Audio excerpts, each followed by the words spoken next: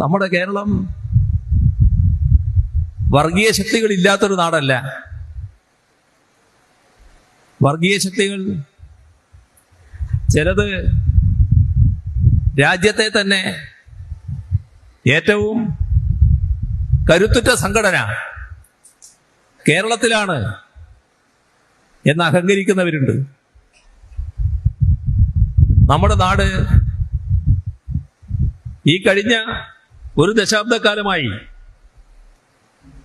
ഇവിടെ ഒരു വർഗീയ സംഘർഷവും ഒരു വർഗീയ കലാപവുമില്ല.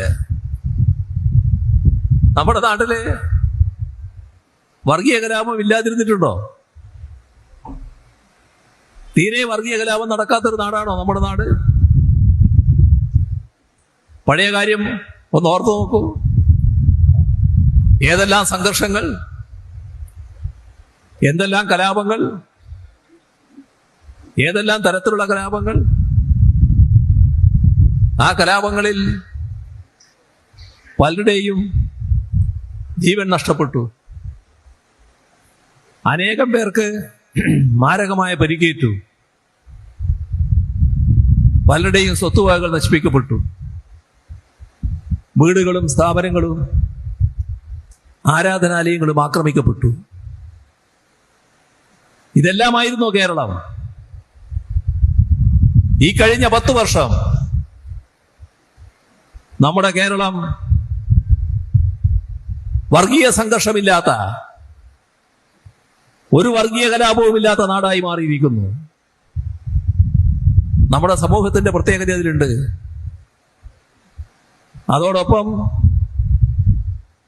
വർഗീയ സംഘർഷങ്ങളുണ്ടായാൽ, വർഗീയ കലാപങ്ങൾ ആരംഭിക്കാൻ ശ്രമിച്ചാൽ കർക്കശമായ നടപടിയിലൂടെയാണ് നേരിടുന്നത്. മാത്രമല്ല, ഒരു വർഗീയ സംഘടനയുമായും ചാരി നിൽക്കില്ല. എല്ലാ വർഗീയതയെയും ശക്തമായി എതിർക്കുന്ന സമീപനമാണ്. വിട്ടുവീഴ്ചയില്ലാതെ എതിർക്കും. അതുകൊണ്ടാണ് നമ്മുടെ നാട്ടിൽ ശാന്തിയും സമാധാനവും നിലനിൽക്കുന്നത്. ഇന്ന് ആരും കൊതിക്കുന്ന ശാന്തതയോടെ, സമാധാനത്തോടെ ജീവിക്കാൻ കഴിയുന്ന ഒരിടം എന്ന നിലയിൽ കേരളം മാറിയിരിക്കുന്നു. അതാണ് പ്രത്യേകത. എല്ലാവരും അത് അംഗീകരിക്കുകയാണ്. ഇതിനെ വർഗീയ ശക്തികൾക്ക് ഇഷ്ടപ്പെടില്ല.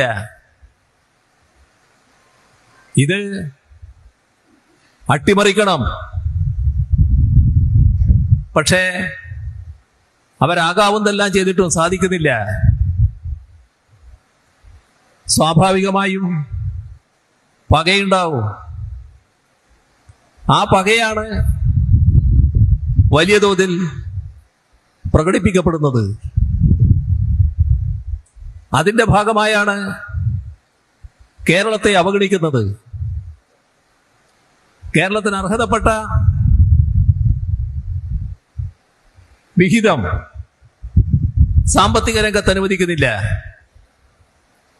എല്ലാ രംഗത്തും ശ്വാസം മുട്ടിക്കാനാണ് നോക്കുന്നത്.